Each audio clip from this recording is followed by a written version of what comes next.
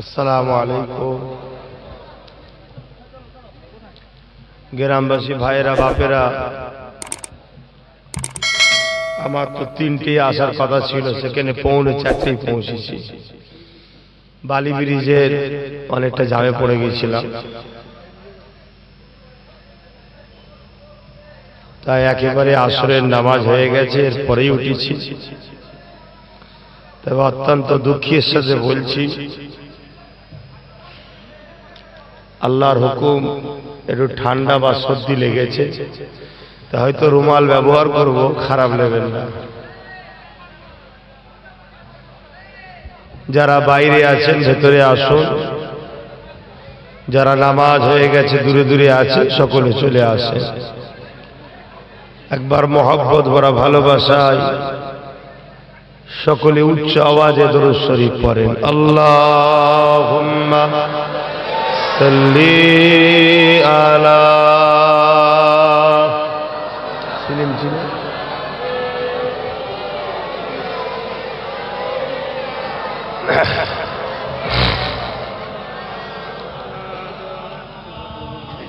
أعوذ بالله من الشيطان الرجيم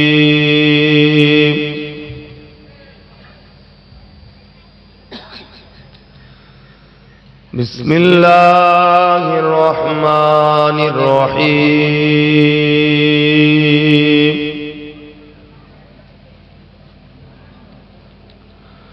الحمد لله الحمد لله نحمده ونستعينه ونستغفره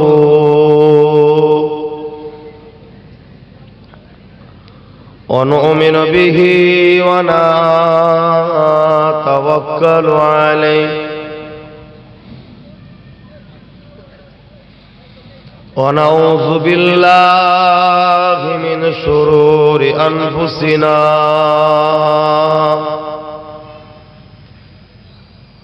ومن سيئات أعمالنا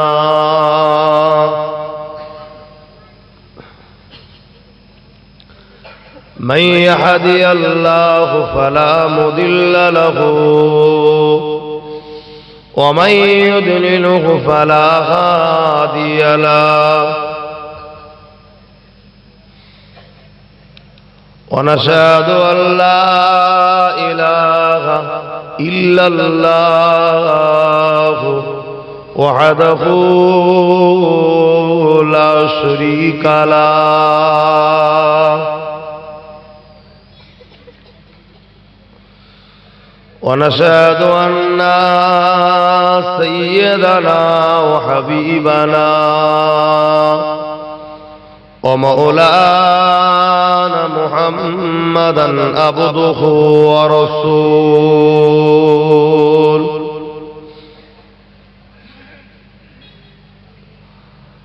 أما بعد فيا أيها الحاضرون رحمكم الله قال الله تعالى في كلام المزيد الفرقان الحميد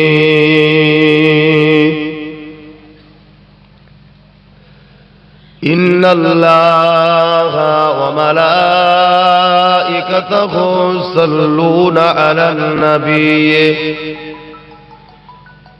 يا أيها الذين آمنوا صلوا عليه وسلموا تسليما اللهم صل على গরম পাইটা আয় না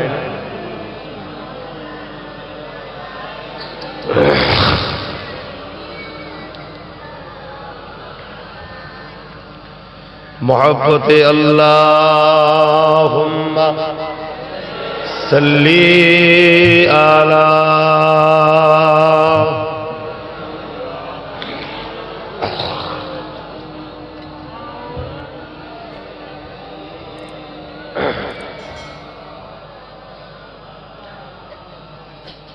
मेरे आँखों की बुतली में जलवा मोहम्मद का,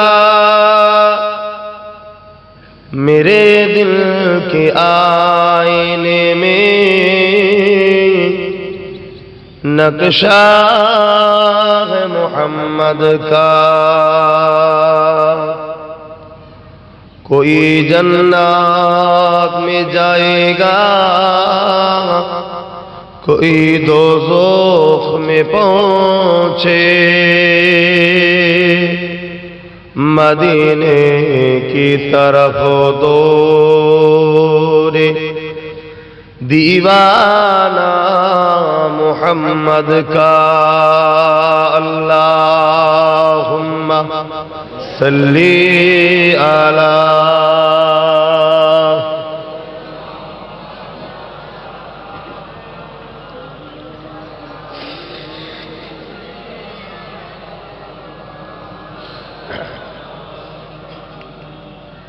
सदा है महशुर में लब्बैक लब्बैक, जहाँ उम्मतों ने पुकारा मोहम्मद, हमें जानो दिल से प्यारा मोहम्मद। मोहम्मद के हम है हमारा मोहम्मद। अल्लाहुम्मा सल्ली अला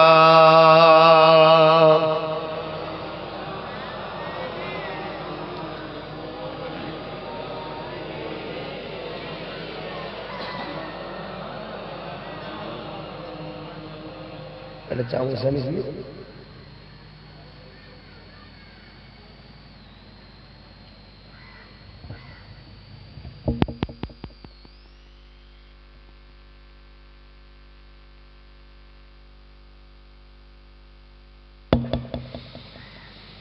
कलमे ला इलाहा इल्लल्लाह, ला इलाहा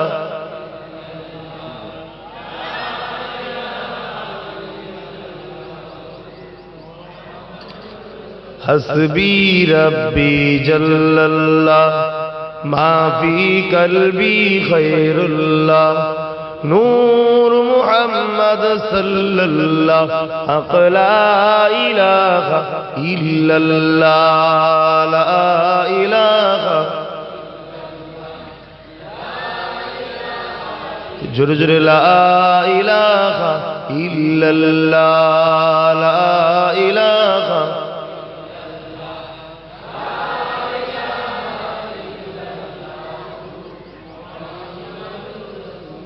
जमीनेर मालिक जे अल्लाह, আসমানের মালিক সেই আল্লাহ, জমিনের মালিক যে আল্লাহ, আসমানের মালিক সেই আল্লাহ, হায়াতের মালিক যে আল্লাহ, মওতের মালিক সেই আল্লাহ। লা ইলাহা ইল্লাল্লাহ, লা ইলাহা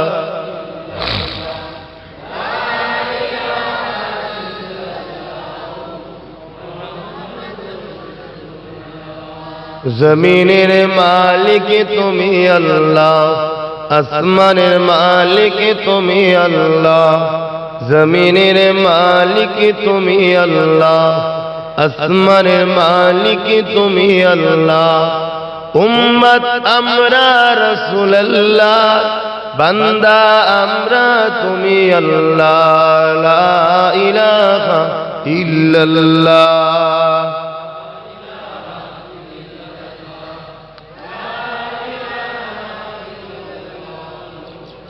মুহাম্মাদুর রাসূলুল্লাহ। আল্লাহুম্মা সাল্লি আলা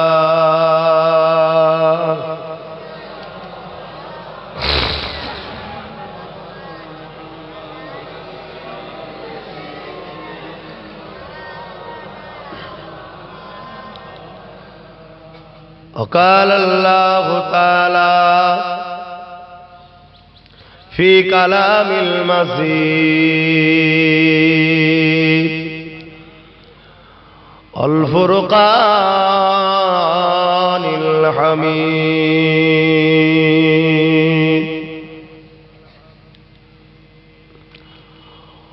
وما خلقت الجن والإنس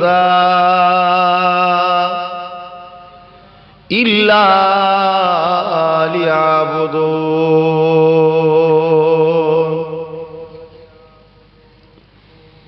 আমার আব্বা, আমার ভাইরা,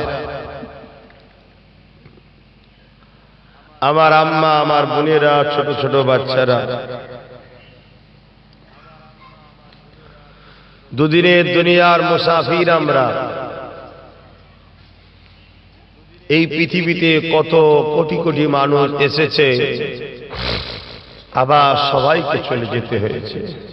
একটা কেউ কিন্তু পৃথিবীতে রয়ে যায়নি, সবার মৃত্যুর স্বাদ চাখতে হয়েছে। এই দুনিয়াতে, এই গ্রামে আপনাদের পূর্বপুরুষ অনেকে ছিল, সব চলে গেছে। একটা একটা করে আপনাদেরও যেতে হবে, আমাকেও যেতে হবে। আমাদেরকে সৃষ্টি করেছেন যিনি, সর্বপ্রথম আমাদের দায়িত্ব তিনাকে খোঁজা। তিনি কে, এটা প্রথম জানা দরকার, তিনি কে। দ্বিতীয় নম্বর আমাদের কাজ হলো তিনি আমাদেরকে কেন সৃষ্টি করেছেন, সেইটা জেনে সেই কাজটা করে আমাদের মহান স্রষ্টাকে খুশি করা। এটাই হলো মানুষের বৈশিষ্ট্য। দুটো হাত, দুটো পা, দুটো চোখ, দুটো কান থাকলেই যে মানুষ হবে তা নয়। জীবজন্তুদের মধ্যে এই জিনিসগুলো আছে। খাওয়া, ঘুমানো, কথা বলা জীবজন্তুদের মধ্যেও পাওয়া যায়। মানুষ আর জীবজন্তুর মধ্যে পার্থক্য হলো ভালো মন্দকে বুঝার ক্ষমতা মানুষের আছে, জীবজন্তুর নাই। তাই আমরা যদি মানুষ সুরাতে ভালো মন্দ না বুঝি, তাহলে জানতে হবে ওটা চার পায়ে পশু, এটা দু পায়ে পশু। মানুষ নয়। দুনিয়া আপনাকে মানুষ মনে করতে পারে। দুনিয়া আপনি মারা গেলে জানাজা দেবে, গোসল দেবে, কাফন পরাবে, খাটিয়া করে নিয়ে কবরে দাফন করে দেবে। কিন্তু জেনে রাখবেন, এই কবরের মাটির তলাতে কোনো মানুষকে দাফন করা হলো না, একটা দুপায়ে পশুকেই দাফন করা হলো। ওই কবরের জমিনে সবচেয়ে প্রথম মঞ্জিল যেটা হবে, সেই মঞ্জিলে একটা ব্যক্তিকে দেখানো হবে, তিনি হলেন মুহাম্মদ সাল্লাল্লাহু আলাইহি সাল্লাম। তিনাকে দেখিয়ে জিজ্ঞেস করানো হবে, ইনি হলেন মুহাম্মদুর রাসূল সাল্লাল্লাহু আলাইহি সাল্লাম। ইনার সম্বন্ধে তোমার দুনিয়াতে রায় ধারণা কি ছিল? মানুষ যদি হই তাহলে রসুল চিনতে পারবো, উত্তর দিতে পারবো। আজ রসুল চিনে না মরণ, যদি মরণ হয় তখন উত্তর দিতে পারবো না। তখন 99টা এবং জাহান্নামের একটা টুকরো কবরকে বানিয়ে দেবে। সেইখানে বিচারের দিন পর্যন্ত ওই বান্দা বান্দি কঠিন থাকবে। তারপরে হবে সুম্মা নুফিকা উখরা ফাইযা হুম কিয়ামুন ইয়ানজিরুন। আবার সিংহায় ফু দেওয়া হবে। সবাই যেমন আলু নাগল দিলে ওঠে জমিন থেকে, এভাবে সবাই উঠতে থাকবে। শ্মশানে যাক আর বাঘের পেটে যাক, বোম ক্রাশে হোক আর প্লেন ক্রাশে হোক, সবাইকে কিন্তু মাটিতেই যেতে হয়। সে বাঘ মারা গেলে বা বাঘের টয়লেটের দ্বারা, পায়খানা দ্বারা, সেই মাটিতে সবাইকে যেতে হবে। সেখান থেকে উঠানো হবে। তো এইটা মাথায় রেখে চলাটাই হলো প্রকৃত মানুষের কাজ। আমরা দুনিয়া রং তামাশায় হই হই করে বেড়াচ্ছি, কিন্তু আমরা জানি না যে কালকে আমরা বেঁচে থাকবো কিনা। আমরা এত লোভী হয়ে গেছি, শুধু উঁচু উঁচু বাড়ি, উঁচু উঁচু গাড়ি, দামি দামি করার স্বপ্ন দেখি, কিন্তু একবারও ভাবি না ওই বাড়িতে আমি কতদিন থাকতে পারবো।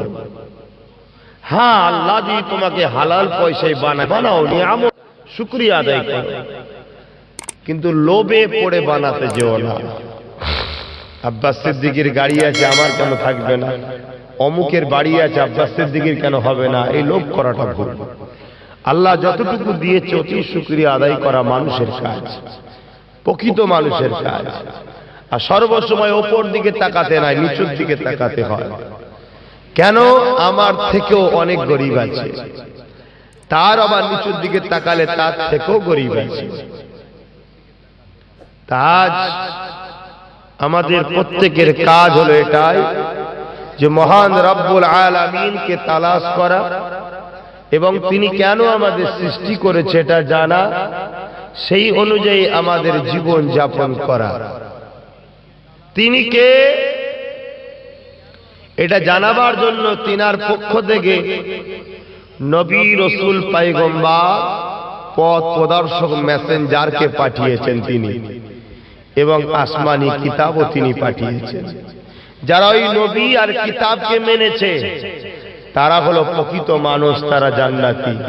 যারা নবী ও কিতাবকে মানে তারা দেশ সন্ত্রাস, তারা জালিম, তারা মানুষ সুরাতে পশু, তারা দুপায়ে পশু, তারা জাহান্নামী। পৃথিবীর ইতিহাসে দেখা যাচ্ছে যারা আল্লাহ ও নবীকে মানেনি তারাই পৃথিবীতে যুগে যুগে সন্ত্রাসী করেছে। কিন্তু যুগে যুগে সন্ত্রাসের হাতে রাজ শক্তি ছিল, তাই সন্ত্রাসরা রাজ শক্তি দিয়ে নবী ও নবীর অনুসারীদের উপরে জুলুম করেছে। কিন্তু আমার আল্লাহ সর্বশক্তিমান, যুগে যুগে তাদের রাজ শক্তিকে ধ্বংস করে দিয়েছে। কিন্তু আল্লাহর প্রেমিক নবীর গোলামদের ঘরে আমার আল্লাহ যুগে যুগে যুগে যুগে হেফাজত করেছেন। জোরে বলুন সুবহান। আজ 2020, দুনিয়া বেশি দিন আছে বলে আমার ধারণা হচ্ছে না। কেন? রাসূল পাক সাল্লাল্লাহু আলাইহি ওয়াসাল্লাম যেসব ভবিষ্যৎবাণী করে গেছে সেগুলোর মধ্যে 99% ঘটে গেছে। শুধু 90% না, 90% ঘটে গেছে, 1% বাকি আছে। আর এই 1% এর মধ্যে একটা ব্যাপক ঘটনা ঘটতে চলেছে 2022-এ। বিজ্ঞান বলছে, নাও হতে পারে, বিজ্ঞান বলছে। সেটা হলো এটা যে দুটো তারা 2013 সাল থেকে বিজ্ঞান তারা দুটোর পিছনে মেশিন লাগিয়েছে। এরা দুজনে খুব দ্রুত যাচ্ছে। বিজ্ঞান মেশিন লাগিয়ে দেখছে এই দুটো তারা 2022-এ একটা জায়গায় হবে অ্যাক্সিডেন্ট হবে। অ্যাক্সিডেন্ট হওয়াতে যে ভায়োলেন্সটা তৈরি হবে, যে আগুনটা জ্বলবে, যে রিয়াকশনটা হবে, তাতে কম করে হলো 500 কোটি মানুষ মারা যায়। পৃথিবীতে আছে মাত্র 700 কোটি মানুষ। কত কোটি মানুষ মারা যাবে? 500 কোটি। তাহলে আজ কেউ যখন মারে তার উপরে তো রাগ দেখায়, রুকার চেষ্টা করি। এই 500 কোটি যে মরবে এটাকে রুকার জন্য কি করবে? আল্লাহ রাসূল 1500 বছর আগে বললেন সাহাবাদিগণ, কিয়ামত সাহাবারা, এমন একটা দিন আসবে আমার উম্মতরা প্রচুর মার খাবে। সাহাবা হুজুররা জিজ্ঞেস করলেন, হুজুর কেন, তারা কি সংখ্যায় কম হবে? আল্লাহর নবী বললেন, না, তারা সংখ্যাতে এত হবে পৃথিবীর যেদিকেই তাকাবে শুধু তারা দেখা যাবে। জোরে বলুন সুবহানাল্লাহ। আজ অতি সত্য কথা, পৃথিবীর যেদিকেই তাকান না কেন মুসলমান পাওয়া যাবে, ঠিক না? ঠিক। কিন্তু রাসূল বললেন তথাপিও তারা মার খাবে। সাহাবা হুজুররা জিজ্ঞেস করলেন, হুজুর মার খাবার কারণ কি? আল্লাহ নবী বললেন তারা লোভী হবে। কি হবে? লোভী। আজ তাম পৃথিবীকে যারা চালাচ্ছে তাদের সংখ্যা হলো মাত্র 1 কোটি। কত? যারা পৃথিবী চালাচ্ছে 1 কোটি সংখ্যা তাদের। আর আমাদের সংখ্যা হলো 200 কোটি সরকারি হিসাব। সরকারি হিসাব 200 কোটি পৃথিবীতে। আর যারা পৃথিবীকে চালাচ্ছে তাদের সংখ্যা হলো মাত্র 1 কোটি, তারা হলো ইহুদি। তাম পৃথিবীতে যে কোনো জায়গায় অশান্তি, ফিতনা, ভাইলেন্স যা কিছু হচ্ছে সব কিছুর মধ্যে ইহুদির হাত আছে। এই ইহুদিরা তাম পৃথিবীর উপরে রাজ চালাচ্ছে, অথচ নিজেদের কোনো দেশ নাই। ব্রেনের জোরে ওরা পৃথিবীতে রাজত্ব চালাচ্ছে। কিন্তু আমরা 200 কোটি হওয়ার পরও যত দিন যাচ্ছে আস্তে আস্তে মালিক থেকে গোলামের দিকে চলে এসেছে। এই মুসলমান 800 বছর স্পেনে রাজত্ব করেছিল। এই মুসলমান ভারতবর্ষে 775 বছর কম বেশি রাজত্ব করেছিল। এই মুসলমান তাম পৃথিবীর নেতৃত্ব দিয়েছিল। এই মুসলমানকে দেখে কাইসারের বাদশা দাঁড়িয়ে যেত। এই মুসলমান যাকে দেখে তাম পৃথিবীর মানুষ শ্রদ্ধার সাথে নত হয়ে যেত। আজকে সেই মুসলমান গোলাম হয়ে গেল কেন? শুধুমাত্র নবীর একটা ভবিষ্যৎবাণী, তারা লোভী হয়ে যাবে।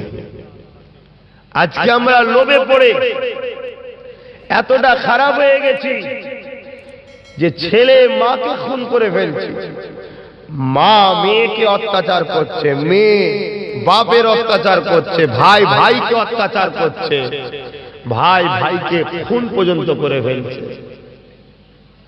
এমনও সমাজে আছে একটা মুরগিকে কেলেঙ্কারি করে, একটা আন্ডাকে কেলেঙ্কারি করে 4জন 5জন মার্ডার হয়ে গেছে। পেপার পত্রিকায় দেখেন না? শুধুমাত্র লোভ।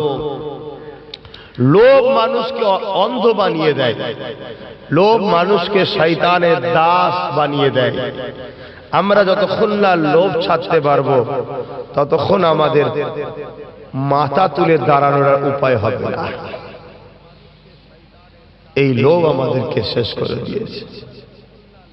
আল্লাহ সাহায্য অবশ্যই আসবে যদি আমরা ঈমানদার হতে পারি, আমরা যদি লোভ ছাড়তে পারি, মুহাম্মদ সাল্লাল্লাহু আলাইহি সাল্লামের নীতি আদর্শ অনুযায়ী চলতে পারি, অবশ্যই সাহায্য আসবে।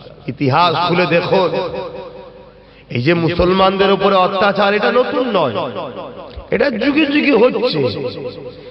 এটা পৃথিবীর নিয়ম। শয়তানের অনুসারীরা আল্লাহর অনুসারীদের উপরে জুলুম করবে, আর আল্লাহর অনুসারীদের উপরে জুলুম হওয়া মানে দুটো কারণ। এক, তার গুনাহ মাফ হবে। দ্বিতীয় হচ্ছে সে আল্লাহ থেকে যদি গাফিল থাকে, ওই জালিমদের অত্যাচারের ওসিলায় সে বেশি বেশি আমার আল্লাহকে আরো ডাকবে। জোরে বলুন সুবহানাল্লাহ। এটা পৃথিবীর শুরু থেকেই হয়ে আসছে। জালিমরা সর্বসময়, সন্ত্রাসরা সর্বসময়, শয়তানের অনুসারীরা সর্বসময়, নকল খোদার উপাসনাকারীরা সর্বসময় এক খোদার মান্যওয়ালাদের উপরে জুলুম করে আসছে। এটা ইতিহাস, এর মধ্যে কোনো মিথ্যা নাই। আপনি চলে যান নমরুদের কথা, ফেরাউনের কথা, সাদ্দাতের কথা দেখুন, আবু জেহেল উতবার কথা দেখুন। ফেরাউন কম বড় জুলুম করেছে এক আল্লাহ মান্যওয়ালাদের ঘরে। মুসা কালিমুল্লাহ হুজুর যখন এসে দাওয়াত দিল, লা ইলাহা ইল্লাল্লাহ আনা মুসা কালিমাতুল্লাহ, এ মেনে নাও আমি আল্লাহ পাকের সাথে আমার কথা হয়েছে, আল্লাহ আমাকে পেটিয়েছে, আমি রাসূল নবী, আর এক মালিক সৃষ্টিকর্তা আল্লাহকে মেনে নাও। তোমরা ইনসাফ করো, তোমরা লোকের উপরে জুলুম করো না। কেন? জালিমদের বিরুদ্ধে আল্লাহ, মজলুমদের সাথে আল্লাহ। জোরে বলুন সুবহানাল্লাহ। ফেরাউন দেখলো মুসার দিকে তো লোক চলে যাচ্ছে, মুসা তো সত্য কথা বলছে, যাদের উপর আমরা জুলুম করছি সব মুসা কালিমুল্লাহর দিকে চলে যাচ্ছে। ফেরাউন লাস্টে কি করলো? আরো অত্যাচারকে বাড়িয়ে দিল মুসা কালিমুল্লাহর উপরে, তার অনুসারীদের উপরে। এই অত্যাচার এমন একটা জায়গায় পৌঁছে গেল জানে মেরে দিতে চাইল मूसा नबी अलैहिस्सलाम के, किंतु আমার আল্লাহ ফেরাউনকে নীল নদে চুবিয়ে চুবিয়ে মারলো আর मूसा নবী এবং তার সাথীদিগকে আল্লাহ পাক হিফাজতের সাথে বাঁচিয়ে দিল। জোরে বলুন সুবহানাল্লাহ। অতএব অত্যাচার হবে, জুলুম আসবে, মুসলমানদের উপরে নির্যাতন আগেও হয়েছে, আজও হবে। এটা নিয়ে ঘাবড়াবার কিছু ব্যাপার নেই। ঘাবড়ান এটা নিয়ে যেটা আল্লাহ নবী সাহাবী হযরতে খাব্বাব বলেছিল। হযরত ওমর ফারুক যখন জিজ্ঞেস করলো, ভাই খাব্বাব, শুনলাম নাকি তুমি ইসলাম কবুল যখন করেছিলে তোমার উপরে আবু জেল, উতবা, সাইবা এরা নাকি বড় অত্যাচার করেছিল। আল্লাহ নবী সাহাবী হযরতে খাব্বাব নিজের কোমরের কাপড়টা সরিয়ে দিয়ে হযরত ওমর ফারুককে দেখিয়েছিল। হযরত ওমর ফারুক যখন কোমরের দিকে তাকালো, হুজুর আমার চিৎকার দিয়ে বলেছিল, ও ভাই হযরতে খাব্বাব, আল্লাহ জমিনে এইরকম কোমর কারো দেখে না, কেননা মানুষের মানানোর জন্য আল্লাহ পাক কোমরে গোশত দিয়েছে। ভাই খাব্বাব রে, তোমার কোমরে কোনো গোশত নাই কেন? হযরতে খাব্বাব বলেছিলেন, আমি যখন সত্যের দিকে এসেছিলাম, আমি যখন ন্যায়ের দিকে এসেছিলাম, রাসূলকে নবী বলে মেনে নিয়েছিলাম, এক আল্লাহকে আল্লাহ বলে মেনে নিয়েছিলাম, শান্তির পক্ষে এসেছিলাম, ইনসাফের পক্ষে এসেছিলাম, ইনসানিয়াতের পক্ষে এসেছিলাম, মানবতার পক্ষে যখন দাঁড়িয়ে গেলাম, তখন এমন করে আমার মুনিব আমাকে বলেছিল, খাব্বাব রে, এক আল্লাহকে ছেড়ে দে, মুহাম্মদ রাসূলকে ছেড়ে দে, আমাদের সঙ্গে চল, জুলুম কর গরিবদের উপরে, গরিবদের ধন দৌলতকে লুটেলে, ডাকাতি কর, খুনোখুনি কর, বদমাইশি কর, এমন করে নারীদের উপরে অত্যাচার করা বন্ধ করে দিলে কেন খাব্বাব? আমাদের সাথে চল, নারীদের উপরে জুলুম অত্যাচার কর, গরিবদের বাঁচা স্বাধীনতা দিলে হবে না, গরিবদেরকে অধিকার কেড়ে নে। আমি খাব্বাব বলেছিলাম, না, এগুলো করলে পাপ হবে, মহান রব্বুল আলামিন এগুলো যারা করে তাদেরকে শাস্তি দেবে, এগুলো থেকে দূরে থাকাটা এখনো মানুষের পরিচয় হবে। এই সময় আমার মুনিব রেগে গিয়ে আমাকে এমন করে আগুন তৈরি করে ওই আগুনে হাত পা বেঁধে জোর করে বসিয়ে রাখতো। কি শাস্তি দিয়েছে শোনো। তোমাদেরকে কেউ এরকম শাস্তি দিচ্ছে এখন? কিন্তু কালকে দেবে, কালকে হবে। কেন? স্বাভাবিক, আমরা তো সুখে শান্তিতে আছি, আমাদের একটু তেল হয়েছে, তেলটা আল্লাহ কাটাবে। কেন আমরা খোদার ঘর মসজিদ গুলোকে গুরুত্ব দিই না? মসজিদ বেউজ্জতি হচ্ছে, ওই জন্য কালকে হবে।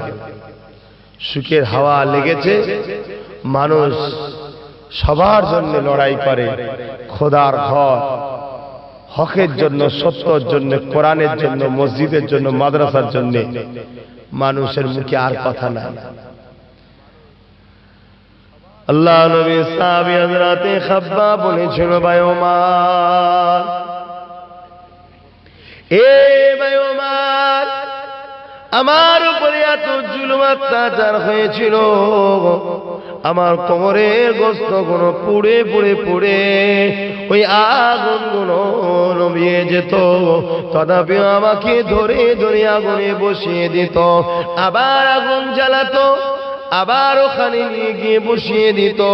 এ ভাই খাব্বাব, এ ভাই ওমর রে, এত কষ্ট হয়েছে, এর জন্য আমার কোনো দুঃখ না।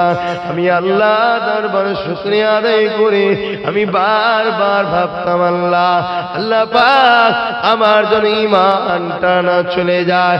আমার আল্লাহ আমাদের ঈমানকে বাঁচিয়েছে। ভাই খাব্বাব, এটাই আমার, ভাই ওমর, এটাই আমার জন্য বড় গর্বের ব্যাপার। আল্লাহ যে আমার ঈমানকে বাঁচিয়েছে, এটাই আমার বড় গর্ব, শুকরিয়ার ব্যাপার। শোনো, তারা জীবন দিয়া পছন্দ করত, কিন্তু ঈমান দিয়া পছন্দ করেনি। আর আজকে আমরা ঈমানকে তো 1000 টাকায় দিয়ে দিচ্ছি, আমরা 1000 টাকা দিয়ে ইমানদার দিচ্ছে। কি গে সমাজের মুসলমান দিচ্ছে না দেয় না? এই জন্য তো এখনো সাহায্য আসতে দেরি হচ্ছে। আমার নওজোয়ান তরুণেরা, বাপেরা, এ নবী পাকের প্রেমিকেরা, এক আল্লাহকে মহব্বত করো, নবী পাকের জীবন আদর্শ মেনে চলো, জালিমদের পক্ষে কখনো দাঁড়াও না, জালিমদের বিরুদ্ধে কথা বলো। আল্লাহ নবী জানিয়ে দিলেন 3টে গুণ যার মধ্যে পাওয়া যাবে, 3টের মধ্যে একটা গুণ যার মধ্যে পাওয়া যাবে তার মধ্যে ঈমান আছে। এই 3টের মধ্যে একটা গুণ যদি না পাওয়া যায় তার মধ্যে ঈমান বলে কিছুই নাই। আল্লাহ নবী সাহাবাদেরকে শোনালেন, হে বাবা সাহাবারা, অন্যায় দেখলে হাত দিয়ে যারা প্রতিরোধ করবে এরা হলো নাম্বার 1 ঈমানদার। অন্যায় দেখলে কি দিয়ে প্রতিরোধ করতে হয়? হযরতে মুসা কালিমুল্লাহ হুজুর যখন ফেরাউনের কোলে বসেছিল, আপনারা জানেন তো, ফেরাউন তো জালিম। ফেরাউন চেয়েছিল যে মানুষ আমাকে খোদা বলে মানবে, আমার ইশারায় চলবে, আমার হুকুম অনুযায়ী চলবে, এই দুনিয়ার জমিনে আমার দাসত্ব মানুষ করবে, আমি যখন খুশি যাকে হত্যা করব, যখন খুশি যাকে মেয়েদের সঙ্গে খারাপ ব্যবহার করব, কোন রকম বিচার ব্যবস্থা কিছু থাকবে না, যেটা আমার ভারতবর্ষে আজকে চলছে। কোন রকম বিচার ব্যবস্থা কিছু নেই, যখন খুশি যা খুশি, গরিবদের উপরে অত্যাচার, নির্যাতন, নারীদের উপরে রেপ, অত্যাচার হচ্ছে, কোন রকম বিচার আমার ভারতে নাই। ফেরাউন সে এর থেকে বড় শয়তান ছিল, এ শয়তানও ফেরাউনকে টপকাবার চেষ্টা করছে। আল্লাহ তার আগেকে ধ্বংস করে দিক, বলুন আমিন। তো মুসা ফেরাউনকে একজন জ্যোতিষী বলেছিল যে একটা ছেলে জন্ম নিচ্ছে যে তোমার ধ্বংসের কারণ হবে, তোমার এই অন্যায় সাম্রাজ্যকে এই ছেলেটা ধ্বংস করে দেবে। ফেরাউন এটা শোনার পরে পুরো প্রত্যেকটা বাড়ি বাড়ি লোক পাঠিয়ে দিল, কোন কোন স্ত্রীর গর্ভে সন্তান আছে দেখো, এবং তাদের তাদের বাড়ি বাড়ি দরজায় লোক রাখে দিল। বাচ্চা জন্ম নিলেই সেগুলোকে হত্যা করতে লাগলো। আর আল্লাহর কুদরতটা দেখুন, যে বাচ্চা দ্বারা আল্লাহ ফেরাউনকে ধ্বংস করবে সেই বাচ্চাটাকে আল্লাহ ফেরাউনের ঘরেই লালন পালন করাতে লাগলো। জোরে বলুন সুবহানাল্লাহ। তাহলে আজকে আমার আল্লাহর উপর যদি ভরসা রাখেন, পৃথিবীর কোন শক্তি নেই আপনাকে মিটাতে পারবে। ফেরাউনের কোলে একদিন মুসা কালিমুল্লাহ বসে আছে, ফেরাউন বিচার করছে। বিচারের রায়টা গরিবের দিকে হওয়ার কথা ছিল, কিন্তু ফেরাউন বেইনসাফি করে, জুলুম করে বিচারটা ধনীর দিকে দিচ্ছে।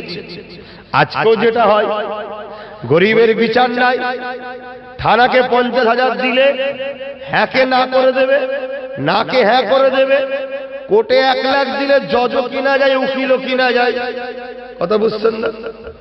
এখন হয়তো এসব শুনে আবার বাবুদের মনে রাগ হতে পারে, আরে হারাম ক্ষেত্রে লজ্জা লাগেলে আবার রাগ করছিস বিহায়াগুলো, কথা শুনছেন না? তা বলে কিন্তু সবাই নয়, সেরাম বাপের বাপ পাল্লাই পড়ে গেলে সাইজ করে দেবে। তবে সেই সংখ্যাটা বর্তমান আমার ভারতবর্ষে খুবই কম। তারা ভালো কাজ করতে চাইলেও খারাপের সংখ্যা বেশি বলে করে উঠতে পারছে না। তবে আমাদের দায়িত্ব এই খারাপ সংখ্যাগুলোকে বাদ দিয়ে ভালো সংখ্যাকে বাড়ানো। না হয় আজ আব্বাস সিদ্দিকী বিপদে পড়ছে, কাল আপনিও পড়বেন, মনে রাখবেন। সময় থাকতে থাকতে কাজ গুছিয়ে নেওয়া ভালো, ঠিক না বেঠিক? তারপরে আমাদের আবার সব পার্টির লিডার নেতা সাহেবরা রয়েছে, ওদেরকে তো একটুখানি 2-5 হাজার টাকা দিলে ব্যাস মার্ডার কেসের আসামিও এখন দেশের এমএলএ এমপি হয়ে যাচ্ছে, কি ঠিক না বেঠিক? আর যদি মশাল্লা বারকাল্লা বিজেপিতে চলে যেতে পারে তাহলে তো দেশদ্রোহী হলেও ও নম্বর 1 দেশপ্রেমিক হয়ে যাবে যদি বিজেপিতে নাম লিখিয়ে দিতে পারে। আমার ভারত মশাল্লা মারহাবা ধ্বংসের দিকেই যাচ্ছে, আল্লাহ আরো বরকত দিক, তাড়াতাড়ি ধ্বংস হয়ে যাবে, টেনশনের কোনো কারণ নেই। তবে দুঃখ লাগবে এটাই যে আমাদের পূর্বপুরুষরা রক্ত দিল আর সেই রক্তের আজকে মূল্য আর হলো না, এটাই দুঃখ লাগবে। তো যে কথা বলছিলাম, ফেরাউন এই কোলে বসে মুসা নবী বসে আছে আর ফেরাউন বিচার করছে, আর বিচারের রায়টা ভুল হচ্ছে, অন্যায় করছে ফেরাউন। মুসা নবী কোলে বসেই ঘুরে এক চড় মেরেছে ফেরাউনের গালে। তাহলে এই যে অন্যায় করলে তার গালে চড় মারা, প্রতিরোধ করা, ভুল বিচার হলে তার বিচারের বিরুদ্ধে কথা বলা, চড় মারা, লড়াই করা, এটা মুসা নবীর সুন্নাত। জোরে বলুন সুবহানাল্লাহ। কথা বুঝে আসছে? কিন্তু আজ আমরা কি করছি? আমরা তো জালিমদের সাথে মিশে আছি। কি এজন্য আল্লাহ নারাজ আমাদের উপরে। আমার তো ভাই কথা বলতে অসুবিধা হচ্ছে, আপনাদের অসুবিধা হচ্ছে নাকি? এই হঠাৎ করে গরম পড়ে গেল তো, এবার সবার শরীর সমান না, এক একটা উসিলা এক একজনের হয়। আল্লাহ নবী দিন দুনিয়ার বাদশা হাবিবুল্লাহ মদিনা নববী শরীফে বসে আছেন। এমন সময় একটা ইহুদি চলে আসলো, আর একজন মুসলমান চলে আসলো একটা ঘোড়াকে নিয়ে। আল্লাহ দরবারে আল্লাহ নবী দরবারে হাজির হয়ে গেল। আল্লাহ নবীকে বলতে লাগলো, ইয়া রাসূলুল্লাহ হাবিবাল্লাহ, আমাদের বিচারটা করে দেন। আল্লাহ নবী বললেন, কি সমস্যা তোমাদের? আল্লাহ নবী তখন মদিনার জমিনে রাষ্ট্রনায়ক ছিল। নবী পাক আমার মদিনার জমিনকে সুন্দর ব্যবস্থা করেছিল। আল্লাহ নবী মদিনার এত সুন্দর আইন ব্যবস্থা করেছে, আল্লাহ নবী মদিনার জমিনে এত সুন্দর বিচার ব্যবস্থা করেছে। আজও দুনিয়ার জমিনের পৃথিবীর কোন জায়গায় সঠিক বিচার, সঠিক ইনসাফ যদি নাও হয়, কিন্তু মদিনার জমিনে গেলে প্রতিটা ইনসাফ বিচার আজকে দিনে 100-র মধ্যে 100% সত্য ও সঠিক হয়। আমাদের ভারতবর্ষের সুপ্রিম কোর্টও যারা বিচারক, তারাও এখন লোকের হাতের গোলাম হয়ে যাচ্ছে। যেটা মানুষের শেষ একটা ভালোবাসা, ইনসাফের জায়গা, সেই জায়গাটাও আজকে আস্তে আস্তে ধ্বংসের দিকে চলে যাচ্ছে, শক্তির দাস হয়ে যাচ্ছে। তাহলে আজকে মানুষ, ভারতবাসী যাবে কোথায়? আল্লাহ নবী বিচার করতে বসলেন। ইহুদিটা বলতে লাগলো, ও আব্দুল্লাহর বেটা মুহাম্মদ, এই ঘোড়াটা হলো আমার। আর মুসলমানটা বলতে লাগলো, হুজুর না, এই ঘোড়াটা আমার। আল্লাহ নবী দুজনকে বলল, তোমরা তোমাদের পক্ষ থেকে প্রমাণ দাও বাবা, তোমার ঘোড়া যে, তোমার দলিল দাও, প্রমাণ দাও ঘোড়ার পক্ষে। একটার পর একটা ইহুদি দলিল দিতে লেগেছে, মুসলমানটা একটার পর একটা নিজের দিকে দলিল দিতে লেগেছে। দীর্ঘ সময় ধরে উভয়ের দলিলটা শোনার পরে আল্লাহ নবী রায় দিয়ে দিলে, বাবারে এই ঘোড়াটা হলো ইহুদি। ইল্লা ইসলাম এটাই শিখায় কে কোন জাতির, কে আপন কে পর দেখো না। সত্য সত্য হবে, মিথ্যা যদি তোমার ছেলেও করে থাকে মিথ্যা হবে। এরই নাম হলো ইসলাম। আর আমার ভারতবর্ষে কি হলো? কাশ্মীরের মন্দিরে 7-8 বছরের বাচ্চা মেয়ে আসিফাকে বিজেপি এবং মন্দিরের পুরোহিত পর্যন্ত রেপ করলো। কি হাততালি দাও না, কত খুশির কথা। ভারতবর্ষ মেরা ভারত মহান হয়, যে ভারতে মন্দিরের মধ্যে রেপ হয়, আর রেপ হওয়ার পরে কি হলো? পুরোহিত নাই, অন্যায় করেছে, তাকে শাস্তি দিয়া বাদ দিয়ে একদল বিজেপি লোক আবার বেরিয়ে বলছে ঠিক করেছে। কেন ঠিক করেছে? মুসলমানের মেয়েকে তো রেপ করেছে। ও মুসলমানের মেয়েকে রেপ করলে হিন্দু সমাজের কোন কিতাবে আছে আমি জানি না, কিন্তু এরা তো হিন্দু ধর্মের দাবি করছে নাকি হিন্দু ধর্মের স্বভাবের কাজ আছে। শুনছেন কি অসুবিধা হচ্ছে? কেন এরকম সাহস করে কথা বলার লোক নেই রে ভাই দেশে।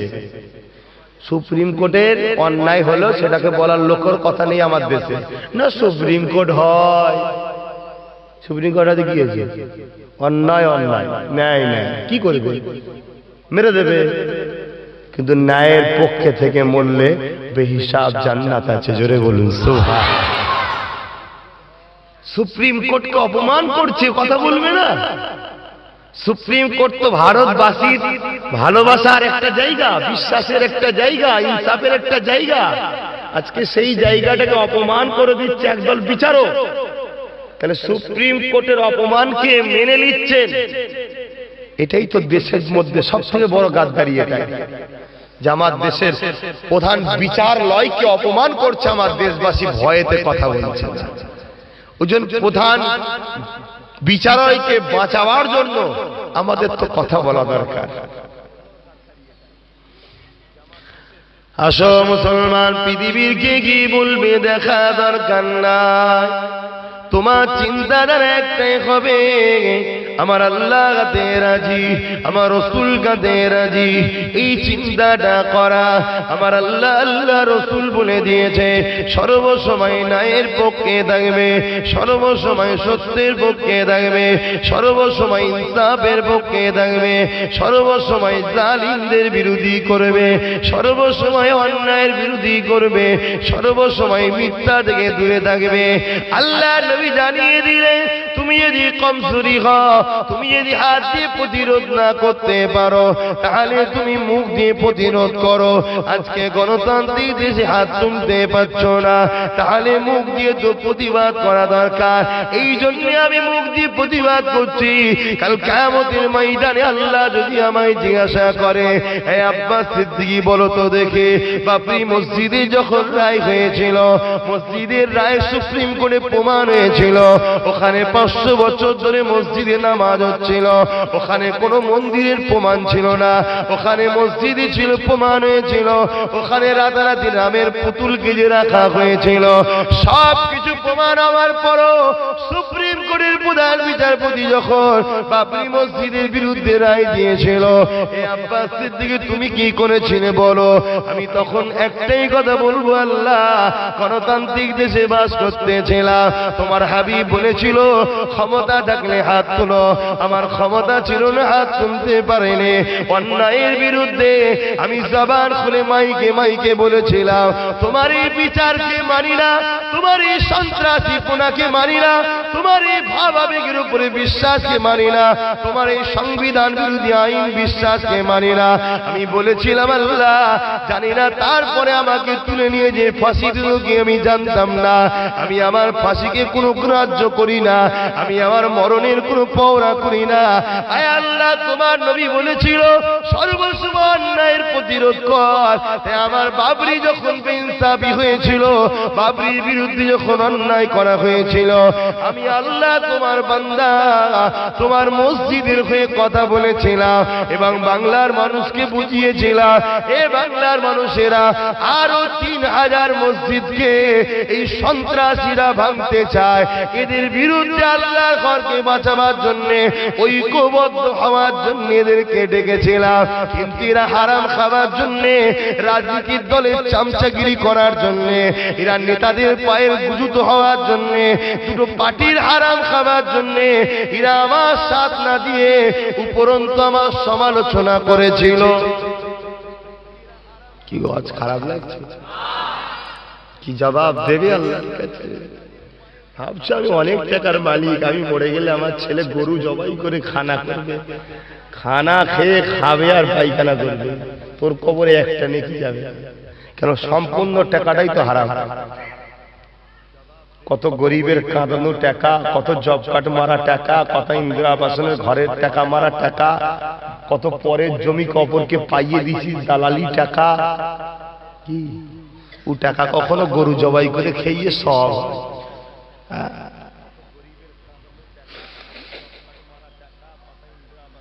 আজ খোদার ঘর বেউজ্জুতি, পুরো ভারতবর্ষের 18 কোটি মুসলমান চুপ। কি সুন্দর আমার খোদা, আহা তোমাকে শুকরিয়া জানাই খোদা, আরো কিছু করা আইন করো মুসলমান মারা, এই বেটা সব জব্দ হোক। শুনছেন তো নাকি? তোদের যদি দম থাকে আমার বিরুদ্ধেও লড়াই কর তোরা, কারণ আমি তো তোদের বিরুদ্ধে বলছি, কথা বুঝছেন না? তোদের বিরুদ্ধেই বলছি। কিন্তু সময় যদি থাকে, সকাল হওয়ার আগে, সূর্য ডুবার আগে সকাল সকাল ঘরের ছেলে ঘরে ঢুকিয়ে আয়, এখনো সময় আছে, ঘরে আয়, তওবা কর, বেশি বেশি করে রুকু সিজদা দিয়ে কাঁদ যে খোদা ভুল হয়ে গেছে। আজ আমরা একতা হচ্ছে, এবারে তোমার ঘরের দিকে কেউ চোখ তুলে দেখো, ওই চোখে আর দুনিয়া দেখাবো নি থাকে। এর জন্য একতা হ, ভয় খেয়েছে। আজকে কত মা বোনের ইজ্জত আবরু লুটে দিয়ে আরএসএস সন্ত্রাসী করে বেড়াচ্ছে, আর আমি আমার হকের জন্য কথা বলবো, ভয়ে সব ঘরে মুখ করছে। কথা বুঝে আসছে? বলছে না পুলিশ এসেছে, পুলিশ এসেছে কি হয়েছে? পুলিশ পুলিশের কাজ করবে। পুলিশ তো আমাদের জন্য উপকারের জিনিস, ঠিক না বেটি? ঠিক না বেটি? পুলিশ তো আমাদের উপকারের জিনিস, পুলিশ তো আমাদের রক্ষক, পুলিশ তো শান্তির বাহক, সে তো শান্তি সমাজে কায়েম রাখবে। হয়তো কিছু লোকের মাথায় ঢুকছে, হুজুর এ পুলিশ, সে পুলিশ নয়, এ পুলিশ এখন শুধু গুন্ডাগিরি করছে। না, ও তাহলে পুলিশ বলবেন না, কারণ পুলিশ শব্দটাকে খারাপ জায়গায় ব্যবহার করাটা ভুল হবে। পুলিশ মানে হলো নাগরিকদের নিরাপত্তার জন্য নাগরিকদের টাকা থেকে মাইনে দিয়ে রাখা হচ্ছে। যদি পুলিশের ইউনিফর্ম পরে পার্টির ক্যাডার থাকে, তাহলে উচিত হবে ইউনিফর্মকে অপমান করছে, ওর থেকে ইউনিফর্ম খুলে নিয়ে গাছে বেঁধে উত্তম পদ্যম দেওয়া দরকার। কথা বুঝছেন না, বোঝেন না? আর যদি সবাই বলেন না দেবো না দেবো না, আস্তে আস্তে পুলিশ থাকবেই না, পুলিশ সরাতে সব সন্ত্রাস ভরে যাবে। যেটা দিল্লিতে হলো, জামিয়া মিলিয়ার বাচ্চারা পড়ছে স্কুলে, তাদের মধ্যে ঢুকে মারতে মারতে একজনের চোখ নষ্ট হয়ে গেল, একজনের মাথা ফেটে গেল। কথা বুঝছেন না? পরে সিসি ক্যামেরায় দেখা যাচ্ছে সব মুখ বাঁধা। ওই পুলিশের আবার মুখ বাঁধা থাকে না, ওরা পুলিশের ইউনিফর্ম পড়েছে, হাকিকাতে পুলিশ নয় ওরা। কথা বুঝছেন তো? তাহলে পুলিশ ডিপার্টমেন্টের বদনাম হচ্ছে। পুলিশ যারা হবে তারা তো ইনসাফের জন্য, মানবতার জন্য, ইনসানিয়তের জন্য, গরিবের জন্য, অসহায়ের জন্য রক্ষক হবে, তারা তো লড়াই করার ওসিলা হবে। অতএব মানুষ এখন বলছে পুলিশ এসছে, ভয় লাগছে। তোরা পুলিশকে ভয় করিস? পুলিশকে কোনোদিন ভয় করবি না, কেন? পুলিশ হলো মানুষ। আর পুলিশের ইউনিফর্মে যদি পার্টির ক্যাডার থাকে, ওকে ভয় করবি কেন? ও সন্ত্রাস। কথা বুঝে আসছে? ওইটাকে ভয়, যে ও না কিছু সন্ত্রাসী করে ফেলে, ও না দেশের কোনো ক্ষতি করে ফেলে, ও না নিরীহ লোকের মামলায় জড়িয়ে দেয়, এটা হলো ভয়। আরে মুসলমান ঘরে ছেলে মেয়েরা, তরুণেরা, ন্যায়ের হয়ে যদি কথা না বলো, ইনসাফের হয়ে যদি কথা না বলো, আমাদের পরের প্রজন্ম যারা আসবে, তারা জন্ম থেকে বোবা হয়ে জন্মাবে। জবানে ভাষা থাকার পরও তারা কোনোদিন কথা বলবে না, কেননা কথা বললেই বোঝা যাবে মুসলমান না গায়ের মুসলমান, সঙ্গে সঙ্গে মেরে দেবে। কলেমা কোনোদিন তারা পড়তে পারবে না, কেননা কলেমা পড়লে তাদেরকে মেরে দেবে। গ্রামে মসজিদে কখনো আযান দিবার লোক পাওয়া যাবে না, কেননা আযান দিলে তাদেরকে মেরে দেবে। কোনদিন দাড়িওয়ালা লোক পাওয়া যাবে না, কারণ দাড়ি থাকলে তাদেরকে মেরে দেবে। মাথায় টুপি দেওয়া লোক পাওয়া যাবে না। তোমাদের বাচ্চাদের বিবাহ শাদী যখন হবে, ইমাম সাহেব ওলি সাহেবকে পাওয়া যাবে না, কেননা সমাজের মসজিদ মাদ্রাসা তো থাকবে না। এবং তোমাদের বিবাহ শাদী গুলো, তোমাদের বাচ্চাদের বিবাহ শাদী পড়ানোর জন্য আলেম উলামায়ে পাওয়া যাবে না। তখন দেখা যাবে বিবাহটা বৈধ হবে না। ওই অবৈধ বিবাহ সংসার জীবনে যত সন্তান হবে, ওই সন্তান কোন নাজায়েজি সন্তান হবে। পৃথিবীতে হালালি সন্তান খুঁজে পাওয়া যাবে না, নাজায়েজি সন্তান ভরে যাবে। আমার আল্লাহ তখন আসমানের তারাগুলোকে ঝরিয়ে ঝরিয়ে ফেলবে। এটাই হবে কিয়ামতের দিন। সেদিন দুনিয়ার জমিনে কোনো ভালো মানুষ পাওয়া যাবে না। এ যুবকেরা, তরুণেরা, আজ জমিন যখন যখন আল্লাহ আমাদের কি দায়িত্ব নাই আল্লাহর জমিনে আল্লাহর আযানের বিরুদ্ধে যে কথা বলবে তার জবানে একটু ট্রিটমেন্ট করা দরকার আছে না নাই? আজকে আল্লাহর জমিনে আল্লাহর ঘরকে যে ভাঙার চেষ্টা করবে তার জবানে তার হাতে ট্রিটমেন্ট করা দরকার আছে না নাই? আজকে আমি আব্বাস সিদ্দিকী আহলে সুন্নাত ওয়াল জামাত নামে একটা ঐক্য তৈরি করলাম, কারো বিরুদ্ধে নয়, আমার অধিকারটা নিয়ে ইজ্জতের সাথে বাঁচার জন্য আমি কখনো কোনো ধর্মের বিরোধিতা করতে বলবো না। কারণ আমার কোরআন শিক্ষা দেয় রে তুমি মন্দিরের বিরুদ্ধে বলো, তুমি গির্জার বিরুদ্ধে বলো, গুরুদুয়ারের বিরুদ্ধে বলো, আমার কোরআন তা শিক্ষা দেয় রে। কেন শিক্ষা দেয় রে? আমার কোরআন জানিয়েছে তোমারটা হলো সত্য, তুমি নিজেকে খুব ভালোবাসো। উদাহরণ দিয়ে বুঝাবার চেষ্টা করছি। ধরো তুমি সত্যি তোমার মাকে খুব ভালোবাসো, তোমার মা খুব ভালো, পর্দা নিশিনা, চরিত্রওয়ালা মেয়ে, নোংরা চরিত্রের মেয়ে নয়, ভালো মেয়ে, পর্দা নিশিনা, হাফেজা, জাহেরা তাহেরা, ভালো মেয়ে। এখন তুমি পাশের একটা নোংরা মেয়েকে ছেলে তার মাকে গালি দিলে, সে তো তার নজরে তার মা নোংরা হোক ভালো তো বাসে রে বাবা, তখন সে তো তোমায় গাল দেবে নাকি? তাহলে তোমার মাকে গাল দিল যখন, তাহলে তুমি তোমার মাকে গালটা খাওয়ালে তুমি, তুমি যদি ওর মাকে গাল না দিত ও কি তোমার মাকে গাল দিত? তাই আমরা যখন ইসলামকে ভালোবাসি তাহলে অন্য কাউকে গালি দিলে তারা তখন আমার ইসলামকে গালি দেবে, ঠিক না বেঠিক? তাই আমার ইসলাম বলেছে অন্য কারো ধর্মকে গালি দিও না, আর আমরা কখনো দিই না। আজকে আরএসএস ইতিহাস শোনাচ্ছে, বাবর এই করেছে, আকবর এই করেছে, হুমায়ুন এই করেছে। আরে আকবর কি করেছে জানিস? আকবর কোরআনকে বন্ধ করে দিয়েছিল, আকবর দ্বীনে ইলাহি চালু করেছিল, আকবর মসজিদগুলোতে তালা মেরে দিয়েছিল, জানো তোমরা? আকবর তো শয়তান ছিল। কিন্তু আমাদের ঘরে এমন ভাবে ভুলভাল ইতিহাস শোনাচ্ছে, আর সরল পীরা অশিক্ষিত কিছু মানুষ আছে, তারা আরএসএস এর কথা শুনে মনে করছে মুসলমানরা অনেক জুলুম করেছে। আরে ভারতবর্ষে 700 বছর মুসলমান রাজত্ব করেছিল, পুরো ভারতকে সোনা দিয়ে মুসলমানরা মুড়ে দিয়েছিল। তারপরে এসে গেল যত দল, সবাই একটা একটা করে ভারতকে লুটেছে। আজকে আরএসএস আমার ভারতে রাজত্ব করছে, বিজেপি নয়, আরএসএস রাজত্ব করছে, ভারতকে লুটছে। কথা বুঝা? এইভাবে একটা একটা করে শুধু লুটতেই চলেছে একের পর এক। বাপেরা, নজওয়ান তরুণেরা, এ নবী পাকের প্রেমিকেরা শুনে রেখে দাও,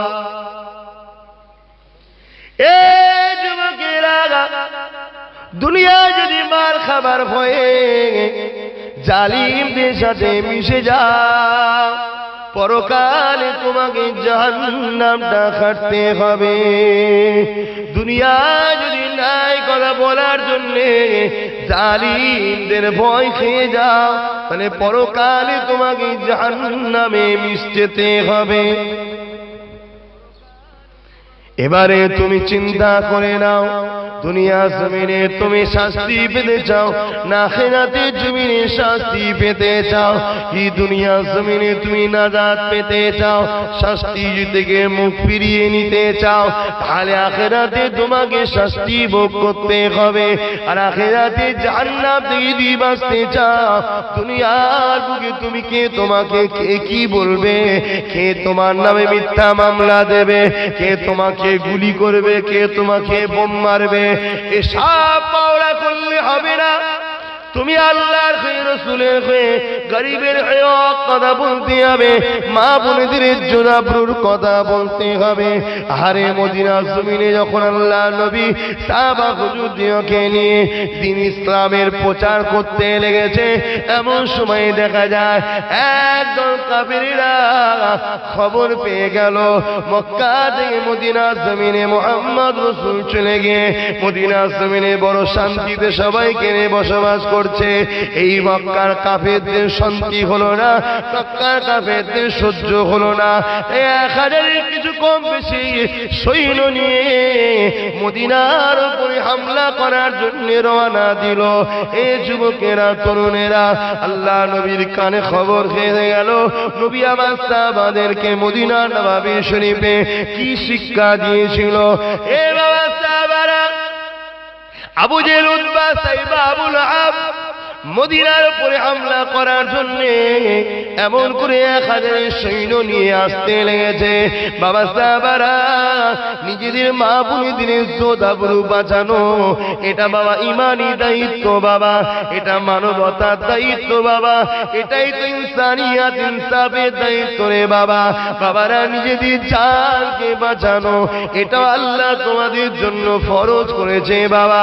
আমরা তো জুলুম করতে যাইনি রে বাবা, আমাদের উপরে জুলুম করতে যখন আসছে প্রতিরোধ করাটা আমাদের দায়িত্ব রে বাবা। তাই বাবা সাহাবারা, চলো বাবা চলো, মদিনার বর্ডারে চলে যায়। কেননা কাফেররা যদি মদিনায় ঢুকে পড়ে মা বোনেদের ইজ্জতের উপরে আঘাত করে দেবে। কেননা যারা এক আল্লাহকে মানে না তাদের কাছে নারীর ইজ্জত মর্যাদা নাই। যারা এক আল্লাহ দাসত্ব করে না তারা নারীদেরকে ইজ্জত সম্মান বোঝে না।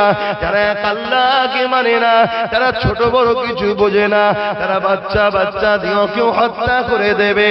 এ বাবা সাহাবারা, চলো বাবা যাই বাবা, মা বোন বাচ্চাদেরকে এবং নিজের দেশকে বাঁচানোর দায়িত্ব রয়েছে রে বাবা। আমার নবী যখন আমাদের মডেল, নবীর থেকেই তো শিক্ষা নিতে হবে। আল্লাহ নবী সাহাবাদেরকে নিয়ে রওনা দিল। আল্লাহ নবী গুনতে লাগলেন কতজন রয়েছে। এই গুনতে গুনতে দেখা যায় দুটো ছোট ছোট বাচ্চা দাঁড়িয়ে আছে। আল্লাহ নবী বলেছিলেন, বাবা ছেলেরা, তোমাদের জন্যই তো বাবা আমরা যাচ্ছি। বাচ্চাদেরকে বাবা জিহাদের ময়দানে, লড়াইয়ের ময়দানে যেতে নেই বাবা। বাবারা যাও বাবা, ঘরে ছিলে ঘরে ফিরে চলো বাবা।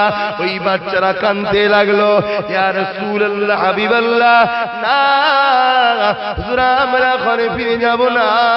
আমরা আম্মাকে বলে এসেছি, আমরা যতক্ষণ পর্যন্ত না আল্লাহর দুশমন, নবীর দুশমন, শান্তির দুশমন, মানবতার দুশমন, ইনসাফের দুশমন, ইনসানিয়াতের দুশমন আবু জেহেলকে না মারতে পারবো, মা আমরা তোমাকে মুখ দেখাবো না।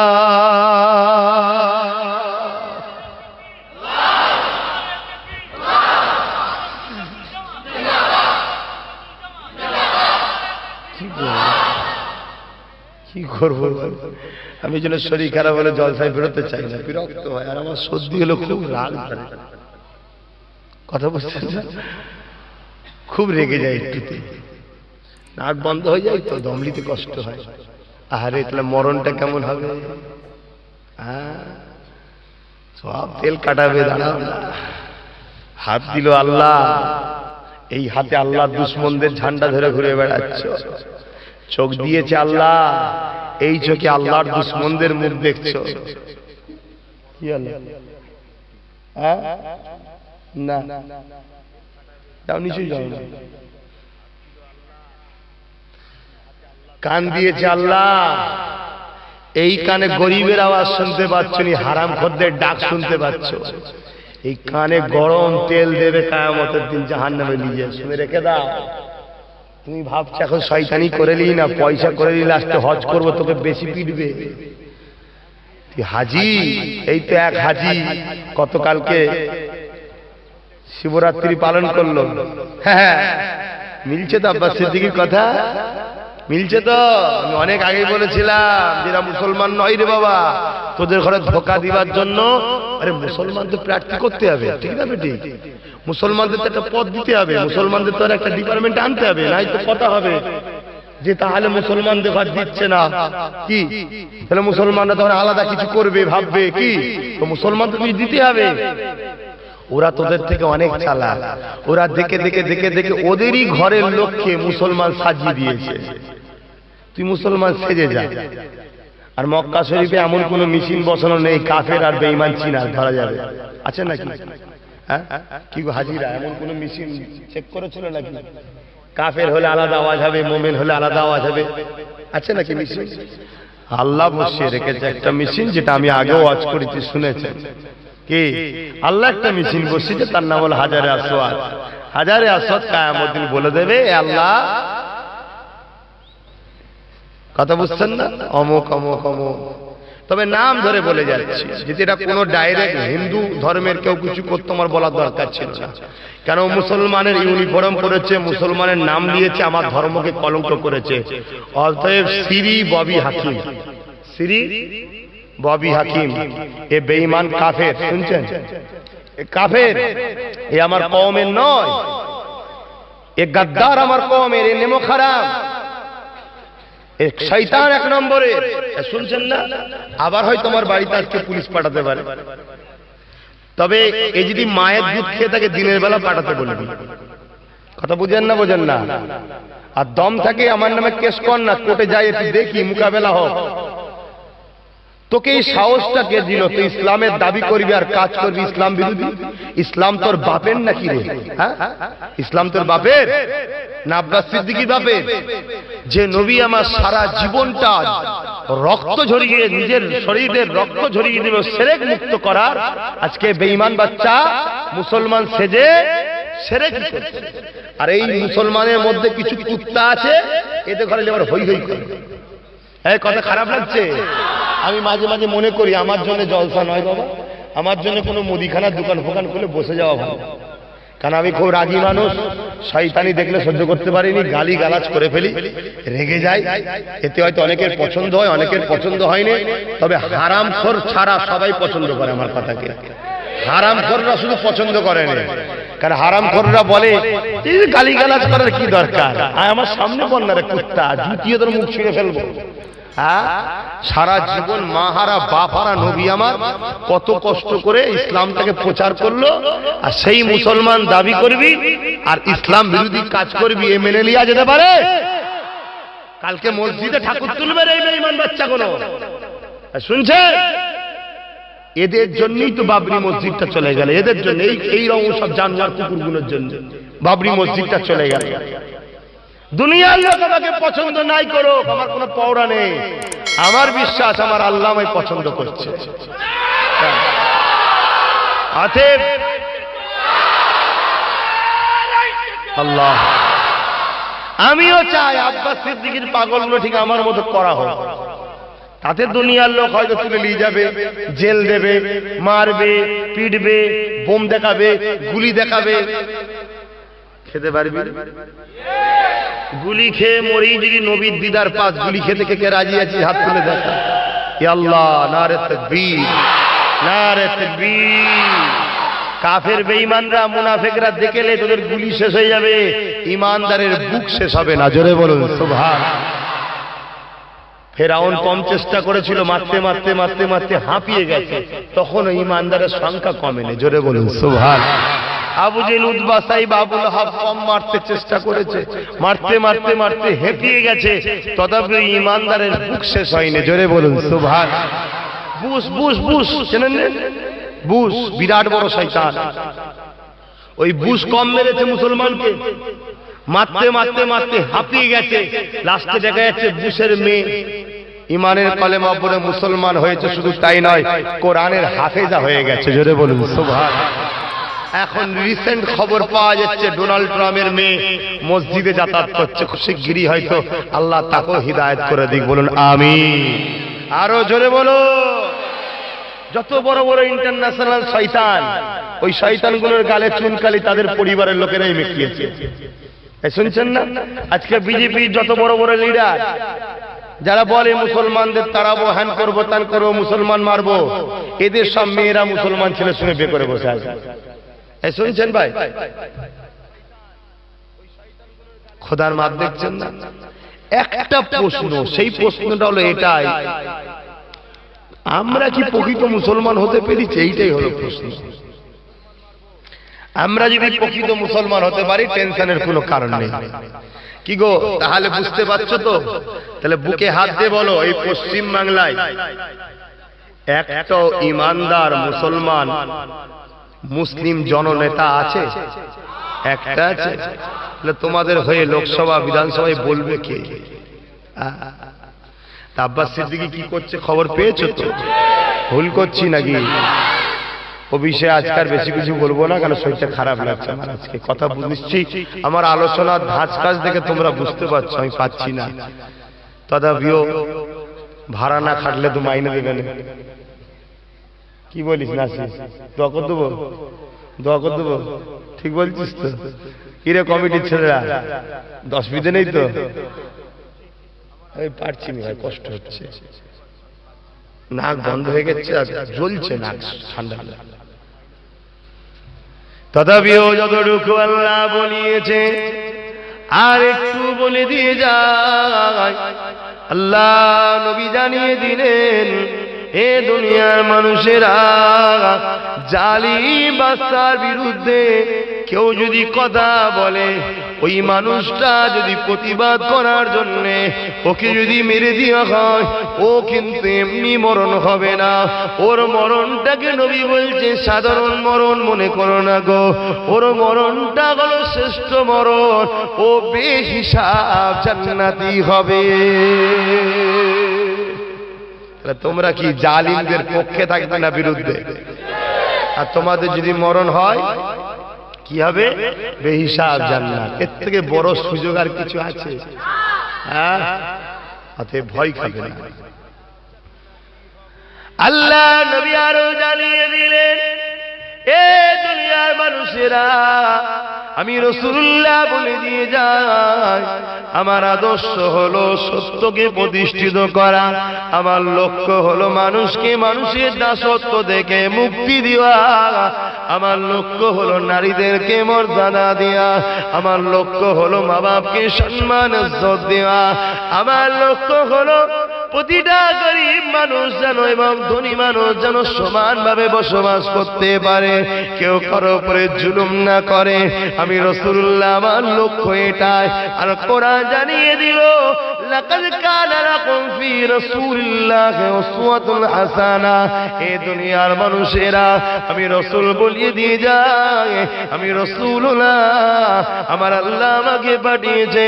আমার আল্লাহ জানিয়ে দিল, নবী তামাম মানুষের জন্য মডেল। তাহলে নবী যদি আমাদের মডেল হয়, নবীর লক্ষ্যটা যা, আমাদেরও লক্ষ্য যেন সেই দিকে হয়, ঠিক না বেঠে? আল্লাহ নবীর লক্ষ্য যখন মানুষকে মানুষের দাসত্বের হাত থেকে মুক্তি দিয়ে মানুষকে আজাদ দেওয়া, নাজাত দেওয়া, শান্তি প্রতিষ্ঠিত করা, এই জমিনে নারীদের মর্যাদা দেওয়া, এটাই তো নবী পাকের লক্ষ্য ছিল। এক যুবকেরা, আব্বারা, তরুণেরা, তাহলে আজ সেই নবীর গোলাম যদি আমি আব্বাসের দিকে লক্ষ্য করি, এই সমাজেতে এমন লিডার করতে হবে ওমর ফারুকের যেন অনুসারী হয়। এই সমাজে এমন নেতা বানাতে হবে সিদ্দিক আকবরের যেন অনুসারী হয়। এই সমাজে এমন নেতা বানাতে হবে বাদশা হারুন আর রশিদের যেন নেতৃত্ব অনুসরণ করে চলে, যেখানে গরিবদের উপরে জুলুম হবে না, যার কাছে গেলে ইনসাফ পাবে, যার কাছে গেলে জালিমদের বিরুদ্ধে লড়াইয়ের জন্য মুসলিমরা স্বাধীনতা পাবে, যার কাছে গেলে মা বোনেরা ইজ্জত আবরুর হিফাজতে স্বাধীনতা পাবে। এই রকম নেতৃত্ব সমাজে তৈরি করাটা, এটা কি নবীর গোলামের দায়িত্ব আছে না? না, আমি তো এটাই করতে চলেছি, তা ভুল কি করছি? এ যুবকেরা, জান্নাতে যারা যেতে চাও, তোমাদের নেতা জান্নাতি সরদার ইমামে হাসান, ইমামে হোসেন, তিনি কেমন ছিল? তিনি কখনো এজিদের নেতৃত্বকে মেনে নেয়নি। কারণ এজিদ বদমাইশ ছিল, এজিদ লম্পট ছিল, এজিদ খুনি ছিল, এজিদ চরিত্রহীন ছিল, এজিদ সারাবি ছিল, এজিদ গরিবদের হককে নষ্ট করত, এজিদ গরিবদের উপরে জুলুম করত। আমাদের হোসেন তাই এজিদকে কখনো সাপোর্ট করলো না। তুমি আমি যদি হোসেনের দিকে হই, তাহলে কখনো জালিম সন্ত্রাস মৃত্যু কায্যাবকে কি সাপোর্ট করতে পারবে? কি বলছো? হোস করে বলো। তাহলে কংগ্রেস সত্য বলে না মিথ্যা বলে? বামফ্রন্ট সত্য বলেছিল 34 বছর না মিথ্যা? আমাদের দিদি 10 বছরে সত্য বললো না মিথ্যা? তো হোসাইনের গোলামরা তাহলে সাপোর্ট করতে পারবে? হোসাইনের গোলামরা মিথ্যুককে সাপোর্ট করতে পারবে? ভোট দিয়া মানে সাপোর্ট করা নয়। জান্নাত যাবে আর কাফেরকে সাপোর্ট করবে, জান্নাত যাবে মিথ্যুককে সাপোর্ট করবে, জান্নাত যাবে গরিবদের অর্থকে যারা লুটেদের সাপোর্ট করবে। নাজাত আছে। তাহলে এই জায়গায় কি করা দরকার? গণতান্ত্রিক দেশ, ইসলামিক কান্ট্রি নয়, একটা অফার আছে, ইসলামে একটা সুবিধা আছে। কি বিনিময়? 40 দাও 250 লাও, 40 দাও 250 লাও। কিয়ামত দিন আল্লাহ ধরলে বলে আল্লাহ কিছুর বিনিময় দিয়েছিলাম, এমনি দিইনি। কথা বুঝছেন না? বোঝেন না? বোঝার চেষ্টা করো, নাই ফাঁসতে হবে। তুমি কি ভাবছো? ফাঁসতে হবে। তো যাক বাপ, কথায় কথা বেড়ে যাচ্ছে, আমার খুবই কষ্ট হচ্ছে, আমি দুঃখিত। আমি দোয়া করে দেবো। আসলে সালাম দিয়া নবী।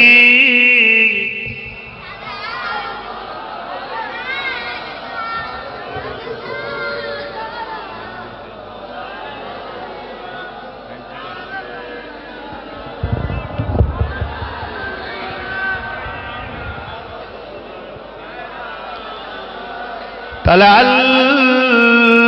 البدر علينا من شنيعات الوداع وجب الشكر علينا ماذا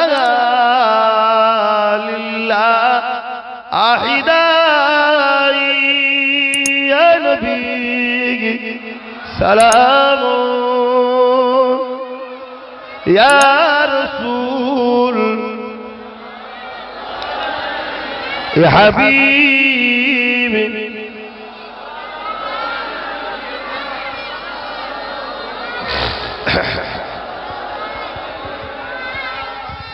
সকলে বস।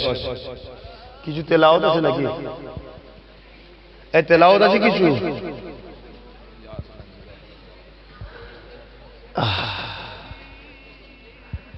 আরে বাবারে, 31 খতম কোরআন শরীফ তেলাওয়াত আল্লাহ কবুল করেন। মাগরিবের সময় হয়ে এসেছে। আমি আপনাদের ঘরে 3টে ওসিয়াত করে যাব। শুনছেন? অনুরোধ নয়, হুকুম করছি। শুনছেন না? হুকুম করছি 3টে কথা। যদি মানতে পারেন আগিয়ে আসুন, না মানতে পারেন আমার কিছু করার নেই। নাম্বার 1, প্রত্যেকটা বাপ ভাই মা বোন বেশি বেশি করে নিজের গুনার জন্য তওবা করুন। আমরা গুনাহগার হয়ে গেছি, তাই খোদা জালিম সরকার বসিয়েছে। নাম্বার 1, বেশি বেশি করে তওবা করুন। এবং দ্বিতীয় নম্বর হলো বেশি বেশি করে আল্লাহকে রুকু সেজদা দেন আর কাঁদুন, খোদা ভুল করে ফেলেছি। শুনছেন তো? এই খোদার ঘরগুলোকে আবাদ রাখুন। তোমাদের ঘরগুলোকে কোনো মায়ের লাল নেই এনআরসি করে বার করতে পারবে। তোমাদেরকে বার করার আগে আল্লাহ কাফন টাফন পরিয়ে দেবে। ভাবছো কেন? কিন্তু খোদার ঘর যদি ফাঁকা রাখো, তোমাদেরকে যে বার করবে না তাকেই আল্লাহ গদিতে বসাবে না, যে বার করবে তাকে আল্লাহ বসাবে। শুনছো? নাম্বার 3, ওসিলা হিসাবে এরকম থাকলে ভেঙে দেবে, এরকম থাকলে ভেঙে দেবে, এরকম থাকলে ভেঙে দেবে, এরকম থাকলে ভেঙে দেবে, এরকম থাকলে ভেঙে দেবে। এইগুলোকে এরকম করে দাও। কথা কিছু বুঝতে পেরেছো? প্রতিটা বুতে বুতে যারা চাও যে আমার কিছু হলে বাংলার 20 লক্ষ লোক আন্দোলনে নামুক, তুমিও 20 লক্ষর মধ্যে নাম লিখাও। আমি বাংলায় 20 লক্ষ যুবককে একটা জায়গায় করতে চাইছি। এই 20 লক্ষর একজনের গায়ে যদি কেউ হাত দেয়, পুরো বাংলাকে আমরা অচল করব। শুনছেন না? আর 20 লক্ষ যুবক যদি একসাথে বেরোয়, একদিনে বেরোয়, এক টাইম বেরোয়, মরবো তোরে বটেই বাবা, কুকুর বিড়ালের মতো মরার লোক আমরা জোগাড় করছি না, আমরা বাঘের মতো মরতে চাই, ঠিক না বেটি? অতএব শেষ দেখে ছাড়ব। তাই তোমরাও যদি মনে করো যে আমার জন্য ভাইজান আমার পাশে আসুক, তাহলে তুমি ভাইজানের পাশে আসো। কোন হুজুর কি বলছে, কোন বক্তা কি বলছে, কোন ইমাম কি বলছে, কোন পার্টির লিডার কি বলছে, কোন কে বলছে, যদি তার কোনো ভালো হয় তার কথা শোনো, যদি আমারটা মনে রাখে তাহলে আমার দিকে আসো। কারো কথা আমি শোনা পছন্দ মনে করি না, কারো বিরুদ্ধে বলা পছন্দ করি না, কারো দালালি করাকেও পছন্দ মনে করি না। আমি যা কিছু করছি আমার 5 হুজুর দাদা হুজুরের অনুসরণ করে করছি। কারো যদি মনে হয় 5 হুজুর দাদা হুজুর করেনি, তাহলে আমার কাছে আসবে, আমি বই খুলে খুলে পড়িয়ে দেবো। কে কি বললো ওটা দলিল নয়, বইতে যেটা আছে ওটা হলো ইতিহাস। কথা মাথায় ঢুকেছে? অতএব বই দেখিয়ে দেবো, চলে আসো। চ্যালেঞ্জ দিয়ে গেলাম। অত কারো কথা শোনারও সময় নেই, আর কারো সমালোচনা করারও সৎ ইচ্ছা নেই। যে যা খুশি করছে করুক। 2013 থেকে লোক আমার পিছনে লেগে আছে। কথা বুঝে আসছে না? অতএব থাকবে। কত কালকেই আমাদের আল্লামা হুজুরা আওলাদ একটা উদাহরণ দিল, খুব ভালো লাগলো কথাটা শুনে। সত্যি কথা, যে গাছে কুল থাকে বা ফল থাকে ওই গাছেই লোক ঢিলা মারে পাড়ার জন্য, ঠিক না বেটি? অতএব আহলে সুন্নাত ওয়াল জামাতে আলহামদুলিল্লাহ গাছ ভর্তি ফল তৈরি হচ্ছে। লক্ষ্য আব্বাস সিদ্দিকী নয়, লক্ষ্য আহলে সুন্নাত ওয়াল জামাত। কারণ আহলে সুন্নাত ওয়াল জামাত বাংলার বুকে রোলিং রাজনীতির পার্টির থেকেও ম্যান পাওয়ারে এগিয়ে আছে। আহলে সুন্নাত ওয়াল জামাত রোলিং রাজনীতির পার্টির থেকেও সংগঠনের দিক দিয়ে সংগঠিতভাবে ইউনিট কিন্তু আরো আগে আছে। কথা বুঝে আসছে?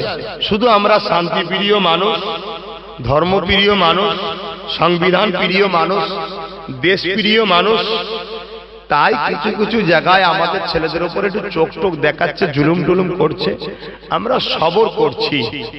কিন্তু এই সবর করছি বলে ভেবে ভুল ভেবেও না যে আমরা কমজোরি না।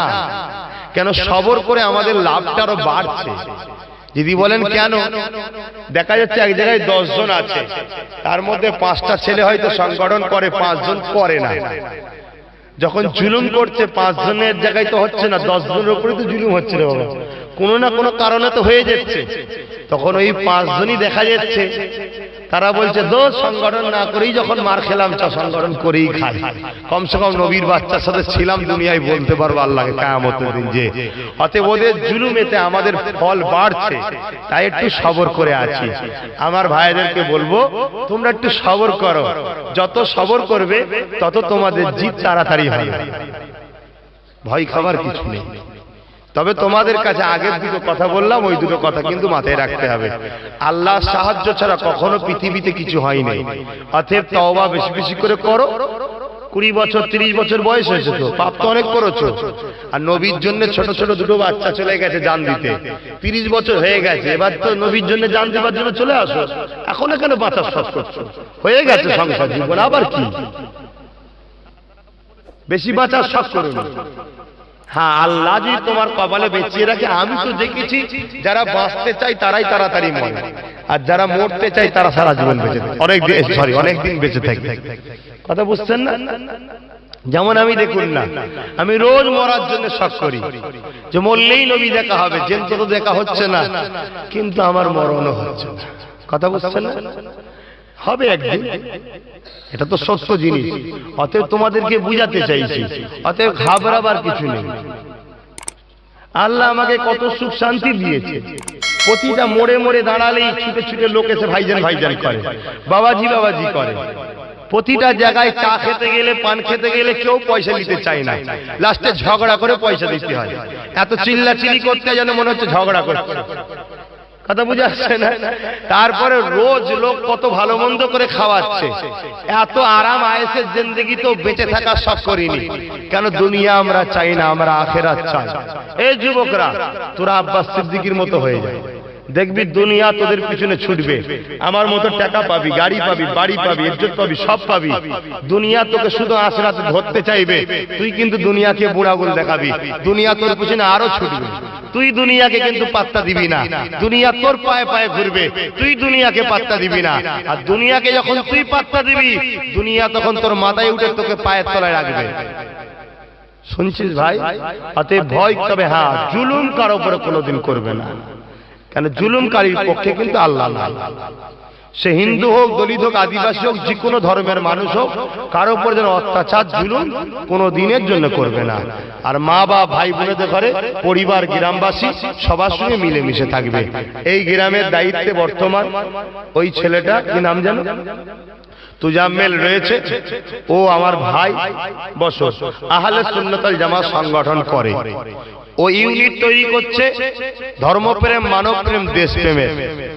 অতএব আমার উপরে যদি কারো রাগ থাকে, আমার উপরেই মিটাবি, ওর উপরে মিটানো কাপুরুষের কাজ হবে।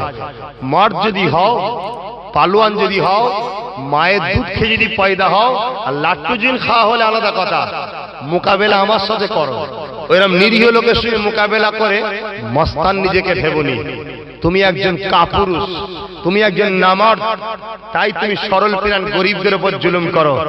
দম থাকে এই বাঘের সঙ্গে পাল্লা নিয়ে দেখা, তারপরে তোর কতটা পাওয়ার হয়েছে সেদিন তোকে মজা বুঝিয়ে দেবো, ঠিক না বেটে?